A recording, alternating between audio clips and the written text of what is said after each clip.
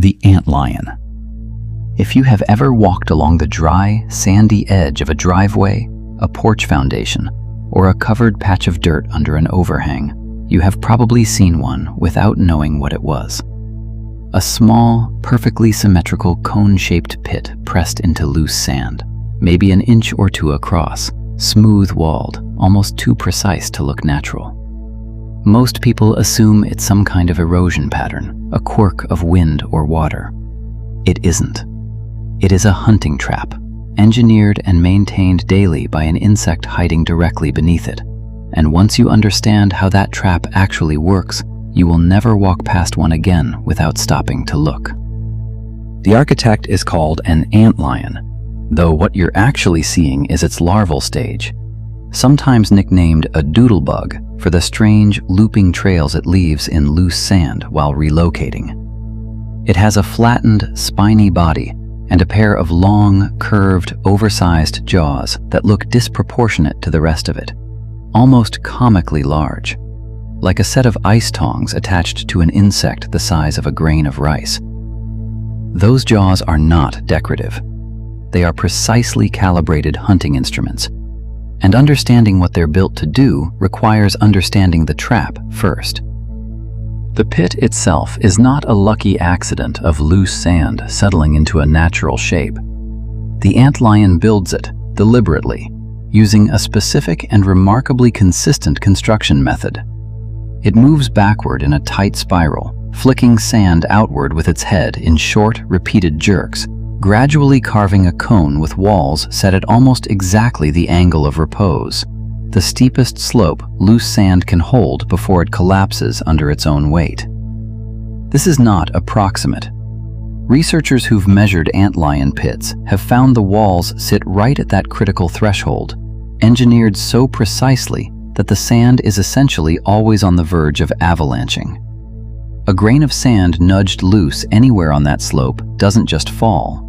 It triggers a small landslide that carries everything above it downward, toward the center, toward the antlion's waiting jaws. Then it waits, buried at the very bottom of the pit, with only its jaws exposed above the sand, motionless, sometimes for days, conserving energy the entire time. When an ant or other small, crawling insect wanders across the rim, drawn in by nothing more than an unlucky path across open ground, the loose slope does exactly what it was built to do. A few grains shift underfoot. The prey slides. And that's when the antlion adds a second layer of engineering on top of the trap itself.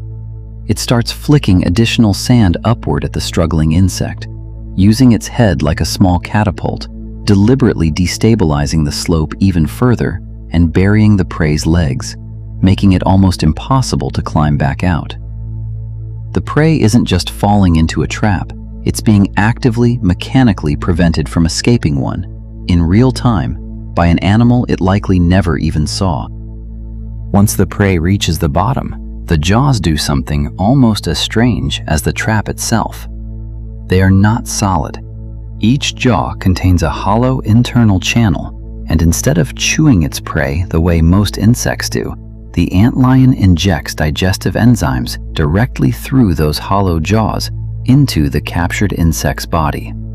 Those enzymes liquefy the prey's internal tissue from the inside, and the antlion then draws the liquefied contents back out through the same hollow channel, essentially feeding through a built-in pair of straws. It doesn't eat its prey in the conventional sense at all.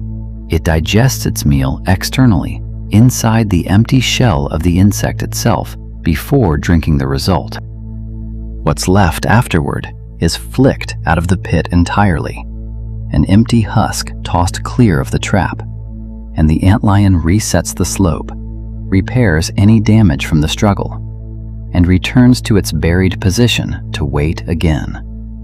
The entire structure, the precisely calibrated slope angle, the active sand-flicking counterattack, the hollow digestive jaws, works together as a single integrated hunting system that requires the antlion to expend almost no energy chasing anything at all.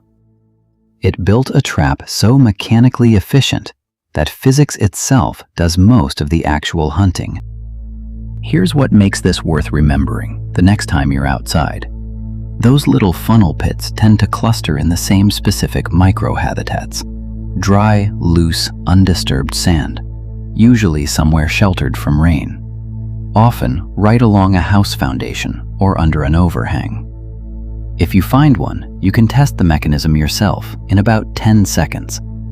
Drop a single small ant, or even just a tiny pinch of sand, gently onto the rim, and watch what happens.